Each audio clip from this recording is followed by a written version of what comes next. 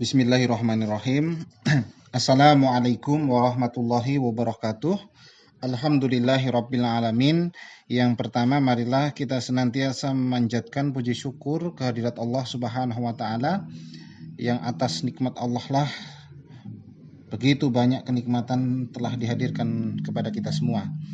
Yang kedua, tak lupa sholawat dan salam semoga Allah curahkan kepada junjungan kita, Nabi kita, Nabi Muhammad Shallallahu Alaihi Wasallam. Teman-teman perbankan syariah yang saya banggakan, pada kesempatan hari ini di mata kuliah analisis pembiayaan bank syariah akan kita mulai dengan tema pembiayaan bank syariah. Nah, kita akan lebih umum membahas tentang pembiayaan bank syariah itu sendiri, ya. Jadi memang pada kesempatan hari ini nanti ada capaian pembelajaran yang bisa teman-teman catat begitu ya. Nanti teman-teman diharapkan mampu menjelaskan pengertian pembiayaan apa begitu kan. Tujuan dan jenis-jenis pembiayaan di bank syariah itu apa saja dan apa definisinya ya.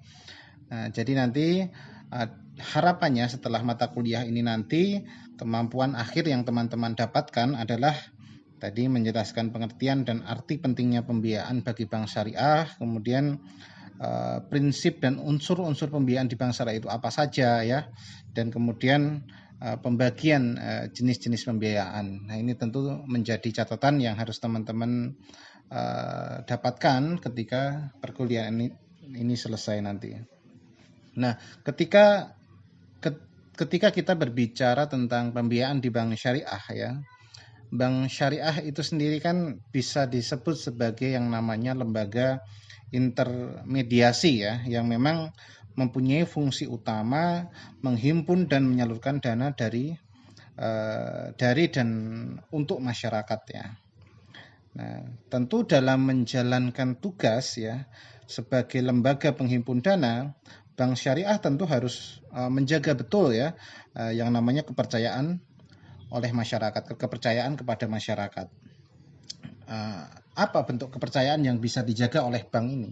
Tentu yang pertama adalah sebuah bank harus mampu menyediakan dana ya bila diperlukan sewaktu-waktu jika diambil oleh pemiliknya. Jadi memang bank ini harus ready ya ketika memang ada kebutuhan penarikan nasabah yang tiba-tiba begitu ya.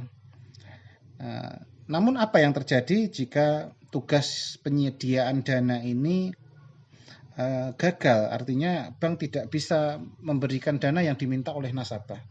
Maka tentu yang terjadi adalah turunnya kepercayaan masyarakat terhadap bank tersebut ya. Tentu ini pada kasus yang langka memang ini akan berakibat terjadinya rush gitu ya, atau apa, pengambilan dana secara besar-besaran oleh masyarakat sampai dalam tingkat tertentu menjadi sebab daripada resiko yang sistematis. Artinya apa? Merembet pada dunia perbankan, tidak hanya bank itu sendiri tetapi bisa jadi berdampak kepada bank-bank yang lain. Nah, kasus seperti ini bisa kita tengok, teman-teman bisa flashback ke sejarah ya, beberapa tahun yang silam. Ini terjadinya krisis moneter pada tahun 97 dan 98 itu ya. Dalam tempo 1 tahun ini terjadinya ras besar-besaran oleh masyarakat ya. Penarikan dana besar-besaran oleh masyarakat di bank ya, uangnya ditarik besar-besaran dari bank. Nah, ini tentu untuk menghindari hal-hal yang seperti ini, maka sebuah bank harus bisa memanage ya dana yang dipercayakan oleh masyarakat itu. Tentunya dana yang sudah dihimpun oleh masyarakat itu tidak boleh seenaknya dikelola, harus benar berhati-hati, atau dalam prinsipnya sebuah bank harus menerapkan prinsip kehati-hatian atau prudential banking begitu ya. Jadi selektif betul dalam memilih atau menyalurkan pembiayaan kepada masyarakat. Nah, tadi ketika kita bicara menyalurkan dana ke masyarakat, selain daripada tadi menghimpun dana, maka ada fungsi utama kedua, yaitu sebuah bank memiliki fungsi yaitu menyalurkan dana kepada masyarakat. Dan biasanya bentuknya adalah apa? Pembiayaan ya. Kalau di bank konvensional mungkin kita lebih familiar dengan istilah kredit begitu. Nah, yang namanya pembiayaan ini tentu akan beresiko ya apabila terjadi yang namanya macet ya. Sebagaimana kita tahu bank sendiri itu mengklasifikasikan ya tingkat kolektabilitas di sebuah pembiayaan ya. Itu ada 5 kategori kalau teman-teman cermati. Itu ada lancar, kurang lancar, dalam perhatian khusus, dilakukan sampai macet. Nah, apabila terjadi kemacetan ini merupakan puncak resiko tertinggi yang dialami dari sebuah pembiayaan ya. Nah, ternyata ketika kita melakukan analisis lanjutan ya, maka sebagian besar terjadinya kemacetan yang terjadi pada sebuah pembiayaan ini ternyata kalau teman-teman cermati adalah karena kesalahan dan kelemahan bank dalam memproses pembiayaan di awal pengajuannya. Jadi memang jarang sekali ya faktor yang paling sering menyebabkan sebuah pembiayaan macet ini adalah tadi saya ulangi, karena kesalahan dan kelemahan sebuah bank dalam memproses pembiayaan di awal pengajuannya. Maka tentu ini bank dalam melakukan analisis pembiayaan harus betul-betul cermat ya. Karena apa? Ketika analisis pembiayaan yang dilakukan ini kurang cermat, tidak hati-hati, maka tentu dampaknya tadi akan mengakibatkan permasalahan yang terjadi di kemudian hari, di waktu-waktu yang akan datang. Nah, maka kalau teman-teman lihat di perbankan ini tentu contohnya adalah seorang karyawan bank gitu. Maka sangat dilarang memberikan pembiayaan dengan tujuan pribadi. Bahkan untuk keluarga ya, untuk keluarga sendiri dilarang memproses pengajuan pembiayaan dalam lingkup keluarganya sendiri. Nah, ini sangat betul-betul dihindari karena tadi melanggar prinsip kehati-hatian, mungkin dalam penilaian tidak objektif. Nah, ini tentu menjadi catatan khusus. Selain itu juga munculnya konflik kepentingan ya dalam memberikan pembiayaan ini. Tentu bisa dipastikan di kemudian hari akan mengakibatkan tadi pembiayaan yang macet atau kemacetan ya, yang pasti akan muncul di waktu-waktu yang akan datang. Nah, ini tentu dalam mengajukan pembiayaan sebuah bank harus melakukan prinsip kehati-hatian tadi ya. Nah, ketika kita berbicara tentang bank syariah ya, yang operasionalnya mengusung prinsip-prinsip syariah ya, maka manajemen pembiayaan yang betul-betul baik ya sesuai syariat ini tentu menjadi syarat mutlak ya, khususnya dalam keberlangsungan ya operasional di bank syariah itu sendiri ya. Karena pembiayaan selain tadi saya katakan untuk ketujuan bisnis ya, pengembangan usaha, tapi di bank syariah ini juga memiliki tujuan yang khusus ya, sebagaimana visi dan misi yang biasanya memang ada pada bank syariah itu sendiri ya. Misalnya misi bank syariah adalah sebagai sarana bermuamalah ya yang baik dan sebagai sarana dakwah misalnya ya. Misalnya sebagai prinsip menegakkan dakwah kepada masyarakat agar tegaknya syariat ya, agar masyarakat bermuamalah sesuai dengan aturan-aturan syariah, yang kemudian jangka panjangnya adalah mengenalkan sistem syariah yang lebih adil, yang kita tahu bahwa di masyarakat kita hari ini sudah istilahnya ya, kalau kita itu sebut mendarah daging begitu dengan sistem ribawi ya. Nah, ini tentu membutuhkan effort atau usaha yang lebih banyak daripada bank syariah itu sendiri. Tidak hanya semata-mata untuk kepentingan bisnis saja, tetapi lebih jauh adalah bagaimana transaksi yang dilakukan oleh bank syariah ini sesuai betul dengan syariat. Artinya itu adil ya, menghindari transaksi-transaksi yang haram. Nah, ini tentu harus lebih ditekankan ketika kita bicara bank syariah itu sendiri. Nah, kemudian ketika ada pertanyaan ya, apakah penyaluran dana di bank syariah ini berbeda dengan kredit di bank konvensional? Nah, tentu bila kita menganalisis lebih mendalam ya, tentu bedanya cukup besar. Jangan sampai kita sebagai orang perbankan syariah menganggap bahwa bank konvensional dan bank syariah itu sama saja. Nah, itu hati-hati. Karena kadang ini digaungkan ya atau dimunculkan oleh orang-orang yang kadang belum terliterasi lah ya, belum dikenalkan dengan bagaimana peran bank syariah, bagaimana praktek bank syariah yang sebenarnya. Ya kita mungkin tidak bisa berbicara bahwa bank syariah sudah 100% syariah. Mungkin ini kan menuju ke sana ya, menuju lebih baik, menuju ke 100%. Tetapi bukan berarti kemudian dianggap sama. Nah, ini menjadi suatu hal yang menurunkan semangat dalam mendakwahkan transaksi-transaksi yang sesuai syariah.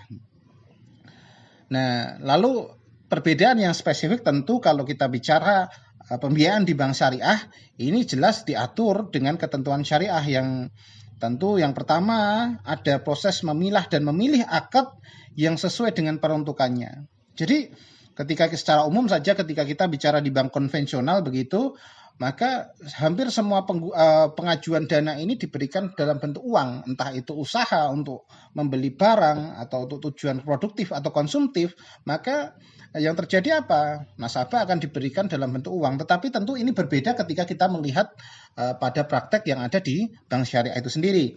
Ada analisis ya, analisis kira-kira pembiayaan ini akan digunakan untuk apa?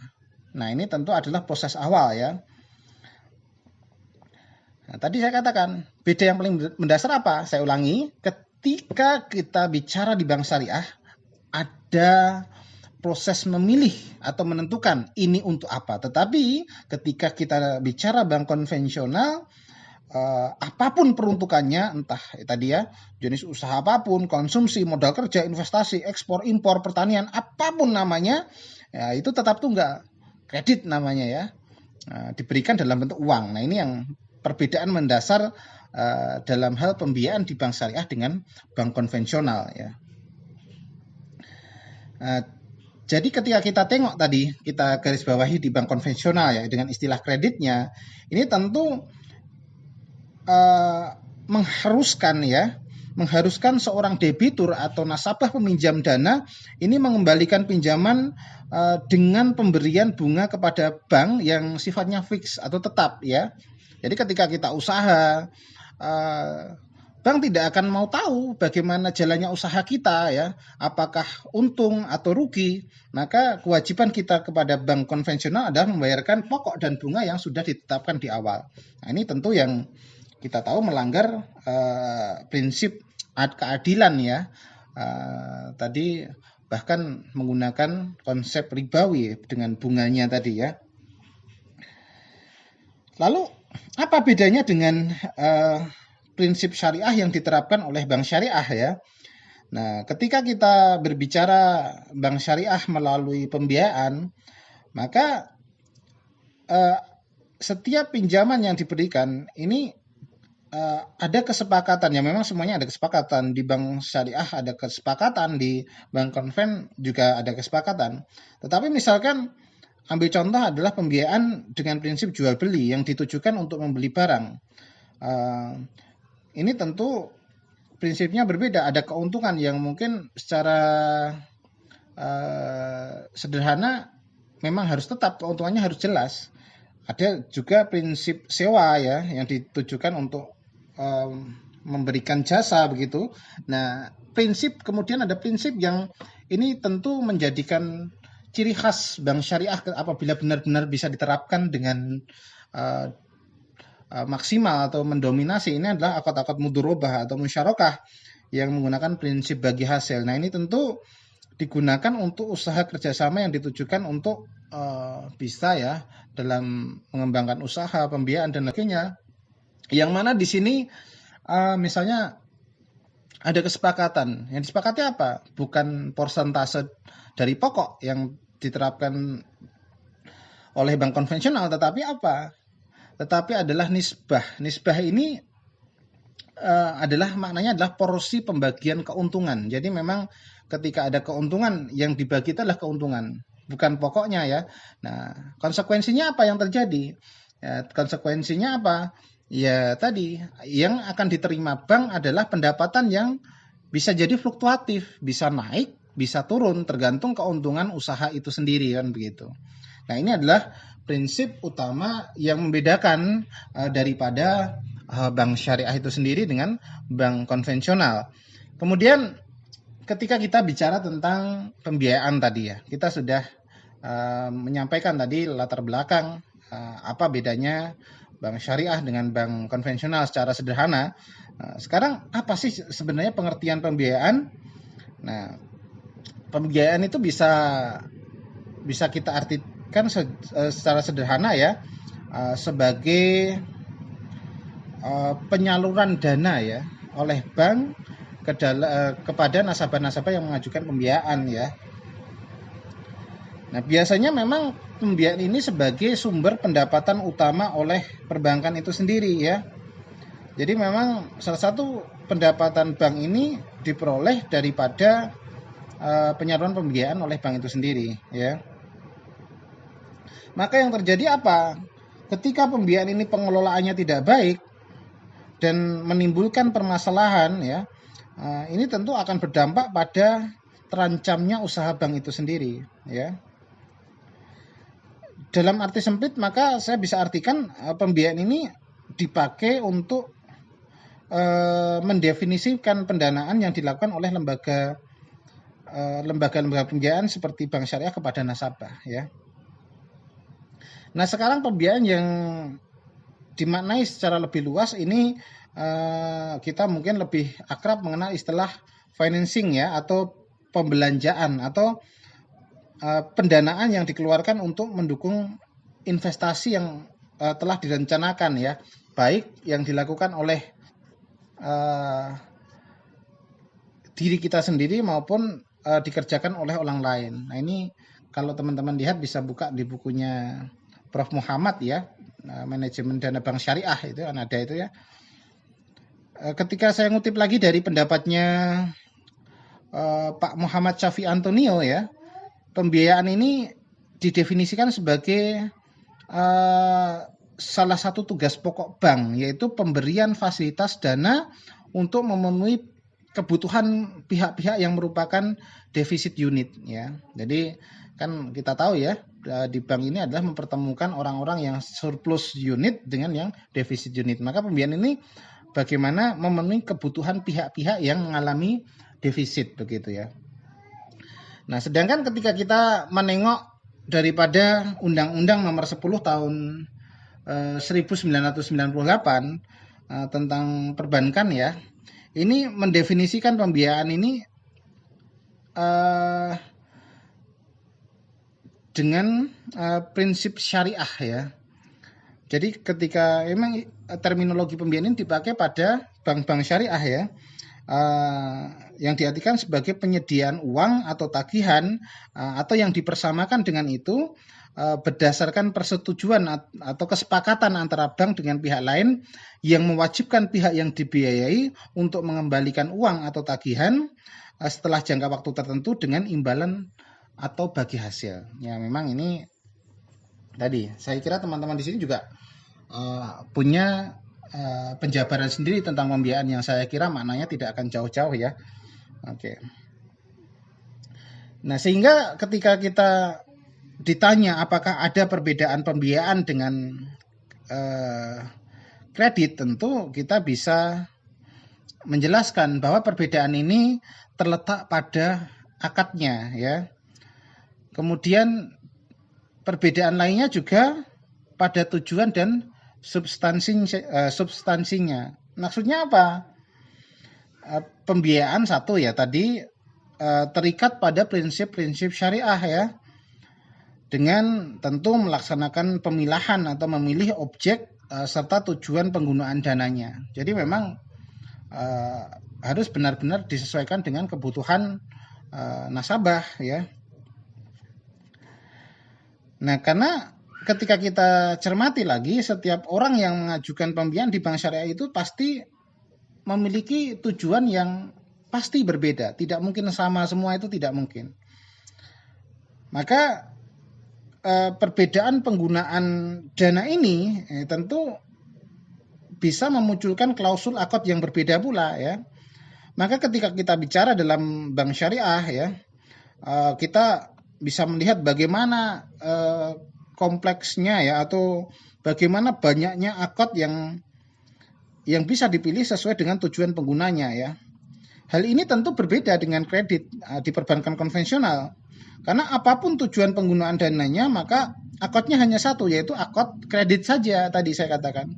Tapi kalau di bank syariah banyak. Ada akad jual beli seperti murabahah, salam atau istisna, atau akad-akad dengan bagi hasil ya, mudharabah, musyarakah, atau akad sewa ya, ijarah atau ijarah muntahiyah bitamlik.